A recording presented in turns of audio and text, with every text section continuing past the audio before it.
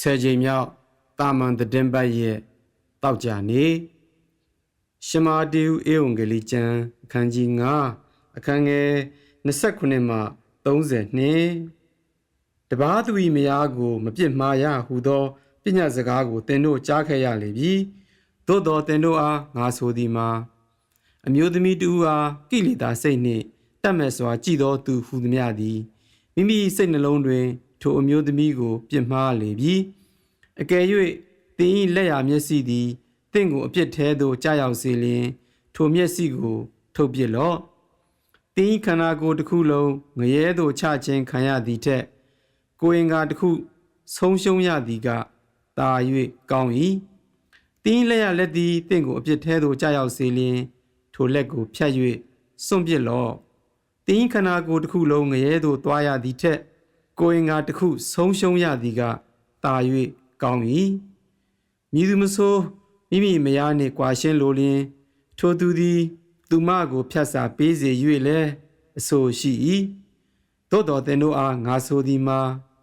အိမ်တော်ရေးဖောက်ပြန်ခြင်းအကြောင်းမှလွဲ၍မိမိမယားကိုကွာရှင်းသောသူသည်သူမကိုဖောက်ပြန်ခြင်းသို့ရောက်စေ၏ကွာရှင်းထားသောအမျိုးသမီးကိုလက်ထပ်ပေါင်းသင်းသောသူသည်လည်းသူ့မယားကိုပြစ်မှားရာ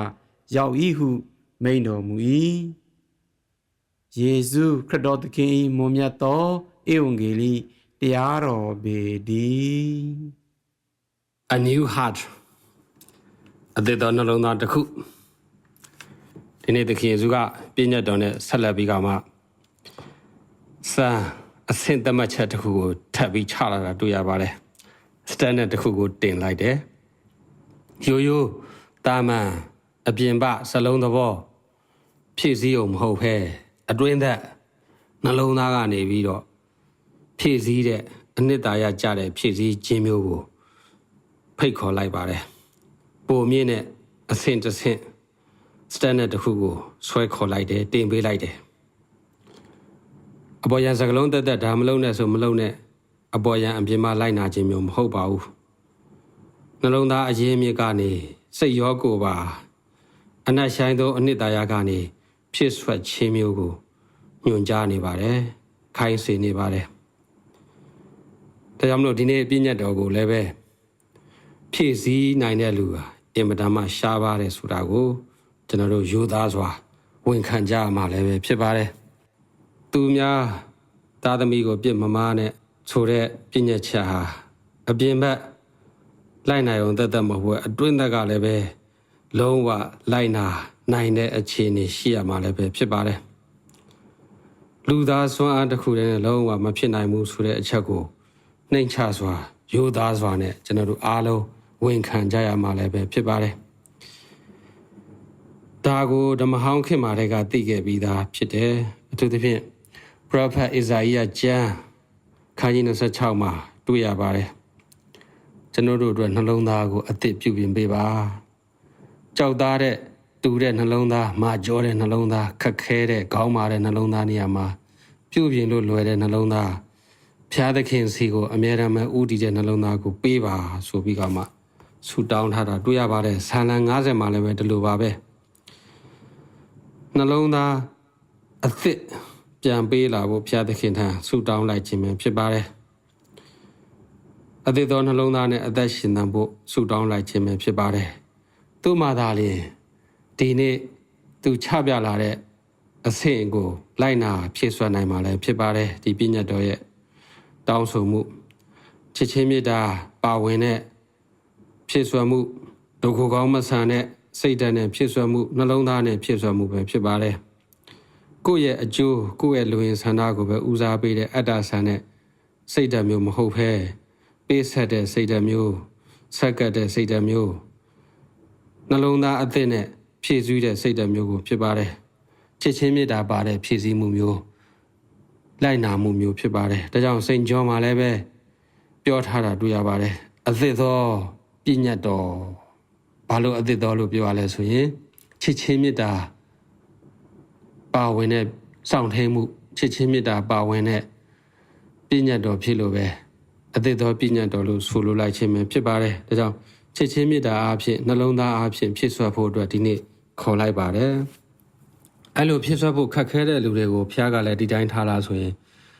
မထားပါဘူးနှလုံးသားအသစ်ကိုသူအမြဲပေးပါတယ်နှလုံးသားအသစ်ဆိုတာခံယူချက်အသစ်အတွေးခေါ်ပြောင်းယုံနောက်လည်းမလုံလောက်သေးပါဘူးမဟုတ်သေးပါဘူးနှလုံးသားအသစ်ဆိုတာဖျားသခင်ပေးလာတဲ့ဘဝအသစ်ကိုရှင်သန်ခြင်းကြောက်သားမှာကြောတဲ့နေရာမှာနူးညံ့တဲ့လူသားဆန်တဲ့လူပီတာတဲ့နှလုံးသားနဲ့ရှင်သန်ခြင်းပဲဖြစ်ပါတယ်ဒါကြောင့်ပျော့ပြောင်းတဲ့နှလုံးသားကိုပေးဖို့နူးညံ့သိမ်မွေ့တဲ့နှလုံးသားကိုပေးဖို့ဘုရားသခင်ဘက်ကလည်းဘယ်တော့မှမပြတ်ကွက်ခဲ့ဘူးအမျက်စီစဉ်ပေးခဲ့တယ်ဆိုတာကိုယုံကြည်ကြမှလည်းပဲဖြစ်ပါတယ်အထူးသဖြင့်ဆေးကြောခြင်း၌ကျွန်တော်တို့ဘဝအသစ်ကိုရပါတယ်နှလုံးသားအသစ်ကိုရပါတယ်ယုံကြည်ခြင်းအဖြစ်ဒီနှလုံးသားအသစ်ကိုလက်ခံရရှိကြပါတယ်သို့တော့သတိထားမယ်တစ်ချက်ကတော့ transplant အစားထိုးကုသခြင်းတွေရှိပါတယ်ခန္ဓာကိုယ်အစိတ်ပိုင်းတွေကိုလည်းပဲဒီခေတ်မှာဒီຢာတွေနဲ့နှိုင်းလို့တော့မရဘူးသို့တော့ဒီအစားထိုးကုသခြင်းရဲ့နောက်ဆက်တွဲဖြစ်စေနေနဲ့တော့ကျွန်တော်တို့နှိုင်းရှင်လို့ရပါတယ်ခန္ဓာကိုယ်အစိတ်ပိုင်းတချို့ကိုအစားထိုးကုသပြီးတဲ့နောက်ပိုင်းမှာဆေးကုသမှုကလိုအပ်ပါတယ်အနေထိုင်အစားတော့ဆင်ခြင်ပြီးလိုအပ်တဲ့ကိုယ့်ဘက်ကနေထိုင်မှုမျိုးလည်းလိုအပ်ပါတယ်အသစ်တော့ဝင်ရောက်လာတဲ့ဒီအစိတ်ပိုင်းနဲ့ကိုက်ညီတဲ့နေထိုင်သက်ရှင်မှုမျိုးလည်းလိုအပ်ပါတယ်နှလုံးသားအသစ်ရပြီးကိုလှုပ်ချင်တာလှုပ်လို့ရပြီးဆိုတဲ့ပုံစံမျိုးမဟုတ်ဘဲနှလုံးသားအသစ်နဲ့ကိုက်ညီမဲ့နေထိုင်အသက်ရှင်မှုဒီနှလုံးသားအသစ်ကကိုယ့်ရဲ့ခန္ဓာကိုယ်ထဲမှာအထိုင်ကျဖို့ကျန်တဲ့ဒီအစိတ်ပိုင်းနေနဲ့တခါစားတာဖြစ်ဖို့ကိုယ့်ဘက်ကလည်းကြိုးစားဖို့လိုအပ်တယ်ဆိုတာကိုတတိရကြမှာလည်းပဲဖြစ်ပါတယ်ဘုရားသခင်နှလုံးသားအသစ်ကိုပေးတယ်ဒီနှလုံးသားအသစ်ကကိုယ့်ရဲ့ခန္ဓာကိုယ်ထဲမှာကိုယ့်ရဲ့တည်ရှိမှုဖြစ်စဉ်ဘဝထဲမှာ existence ထဲမှာ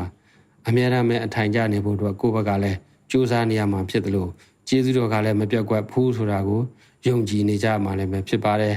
ဆာလံဆရာလို့ prophet တွေလို့ကျွန်တော်တို့ဆုတောင်းကြပါစို့အသေးသောနှလုံးသားကိုတပည့်တော်တို့အတွက်ဖန်ဆင်းပေးတော်မူပါ create a new heart for me